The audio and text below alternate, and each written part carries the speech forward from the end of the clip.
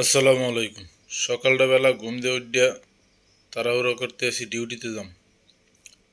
কি কইতাম, 12 ঘন্টা ডিউটি করি, এর আগে যায় 1 ঘন্টা, পরে যায় 1.5 ঘন্টা, সব মিলাইয়া 15 ঘন্টা যায়।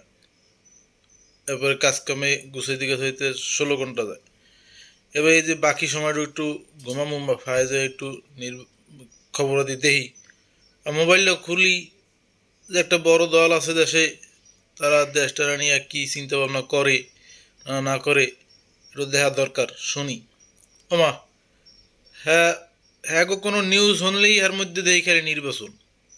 বাচ্চা পোলাপাইন্ডে যেরকম ললিপপ দেখাই, এই ললিপপটা যখন আবার সরাই নেওয়া হয় কোনো কারণে, আর যা কিছু কইবেন হেঁটি ললিপপ ললিপপ পারবে।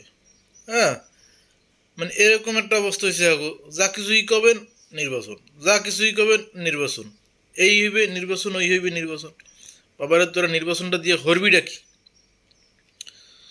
তো করে তোকে মধ্যে আছে ডাকি।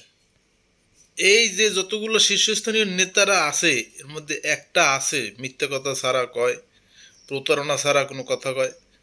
হ্যাঁ, তাদের অতীত ইতিহাস কি কোনো রকমের ভালো কিছু আছে?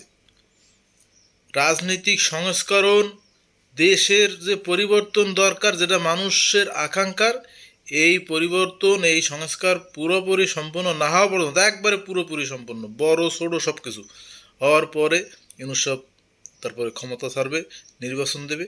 আর নির্বাচনে তোমরা আবার না কারা আইবে এরা তো দেখা যাইবে না এই সময়।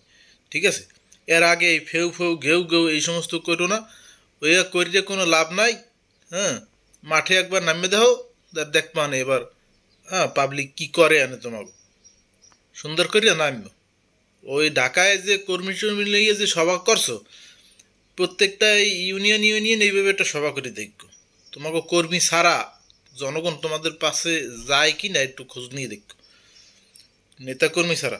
তো এবার কর্মীরাও মাঠে যাইবে না, কারণ কর্মীরা জানে কর্মীরা কি খালি এই তোমার নেতার পাশে ঘোরার লাগিয়ে কর্মী হয়েছিনি। হ্যাঁ, ধরো আমরা এই বড় একটা দলের কর্মী হয়েছি, কিন্তু এটা কি কিসের উদ্দেশ্যে? ন্যূনতম যদি জ্ঞান বুদ্ধি থাকে, তাহলে এ কর্মী হয়েছে একে আগের ওই স্বৈরাচারের মতন ওই অর্থ লুটপাট করার লাগিয়া কর্মী হয়েছে নি। কর্মী হইলে তো কর্মীদের উদ্দেশ্য থাকে দেশটা যাতে ভালোভাবে চলবে, সমাজটা যাতে ভালোভাবে চলবে। তো সেই জায়গায় তোমাদের যে ব্যর্থতা আছে ওইগুলো গুছাও। সমস্যা কি, নিজেদের দল থেকে ডক্টর ইউনূসের মতন একটা সমমানের নেতা বানাও না। হ্যাঁ, সাংবাদিক ইলিয়াস হোসেনের মতন একটা নেতা বানাও। তোমার এই যে কি বলে, পিনাকির মতন একটা নেতা বানাও। তোমরা একটু গবেষণা করো, জনগণের উদ্দেশ্যে কিছু দেখাও যে আমি এই চিন্তাটা করি, এইভাবে গবেষণা করি, এই এই জিনিসগুলো করতে পারি। এরকম একটা নেতা তোমরা অনাকা, এতে সমস্যা কি? তাই এটা হইলে তো অসুবিধার কিছু না, এটা তো আমাদের দেশের জন্য ভালো হয়। এলে আমরা বুঝি যে না, এরকম একটা বড় দল আছে, এরা কাজ করতে আছে জনগণের জন্য, দেশের জন্য। তো কাজের জন্য, নিজের দক্ষতার জন্য এই সমস্ত কোনো চিন্তা ভাবনা নাই, খালি খালি কোনখানে বাস স্ট্যান্ড দখল করবা, ভ্যান স্ট্যান্ড দখল করবা, এই টেম্পো স্ট্যান্ড দখল করবা, এই সমস্ত দখলবাজি টেন্ডারবাজি সাদাবাজি কোনখানে আছে, যত বদনাম কামাইতে আছো বলে একবারে জনগণ। এবার এবার জাইনকে খুললে রাখি দেবে এবার, দেখবা অনেক ঘটনাটা কোথায় দিয়ে কোথায় যায় এই দেখি অনেক। আর যত বেশি নির্বাচন নির্বাচন করবা, জনগণ তোমাদের বিপক্ষে দাঁড়াই যাবে, এটা দেখতে যে হ্যাঁ, জনগণ কবে নির্বাচন লাগবেই না খেলা। হুম, নির্বাচন রক্ত দিয়ে নির্বাচিত করছে একটা সরকার বানাইছে, এতগুলো রক্ত দেওয়ার পর। হ্যাঁ, এই 2500 মানুষ, প্রায় 2500 মানুষ লোক মারা গেছে এমনি। 3000, কি কয়, 30,000 25,000 30,000 লোক রক্ত দিয়েছে এমনি, আহত হয়েছে এমনি। হ্যাঁ, আর তোমরা বালের সুফি হয়েছো, একটা ট্রাক সরাইতে পারো না, বাড়ির সামনে দিয়ে একটা বালির ট্রাক সরাইতে পারো না।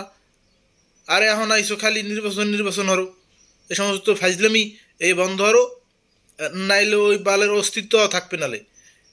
ঠিক আছে,